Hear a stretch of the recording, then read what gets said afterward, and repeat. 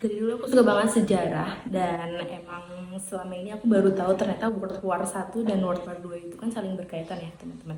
Dan World War Satu itu eh, apa ya, ternyata diawali dengan terbunuhnya Franz Ferdinand yang merupakan putra mahkota Austria-Hungaria, yang dimana saat itu kebetulan banget dia itu lagi mengendarai mobil dengan kap terbuka gitu ya. Kenapa? Niatnya tuh adalah karena dia bucin sama istrinya, karena dia tuh kayak pengen memperlihatkan kepada dunia bahwa nih loh, aku punya istri yang cantik banget.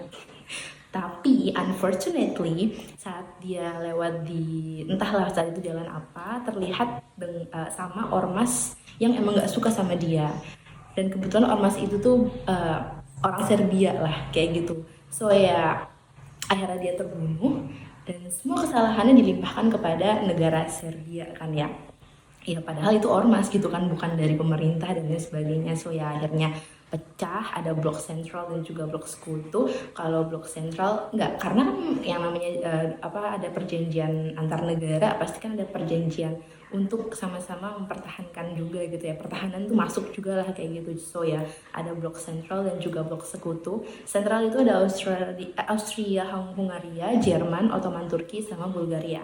Sekutu itu Serbia, Amerika, Rusia, Prancis, Inggris, dan masih banyak lagi. Sekutu lebih banyak sih kayak gitu. Intinya di sentral ada Jerman ya, akhirnya kalah.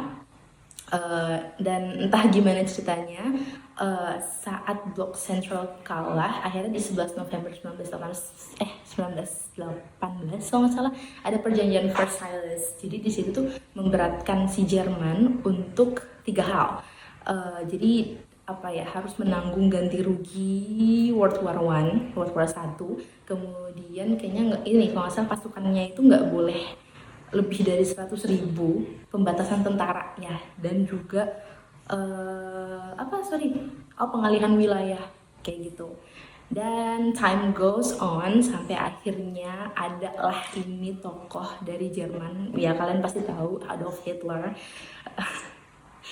Butterfly efeknya juga yang menjadi salah satu mind blowing adalah Adolf Hitler ini kan awalnya dia sangat suka dengan seni, sampai akhirnya dia nggak diterima sekolah seni beberapa kali di Austria kalau nggak salah, sampai akhirnya dia join ke militeran, dan turns out public speakingnya bagus dan bisa menggairahkan semangat kembali. Jadi saat itu di tahun, aku nggak lupa, 1942, 41, 42 kayaknya, dia ngelanggar semua poin-poin perjanjian Versailles tadi, yang 3 tadi.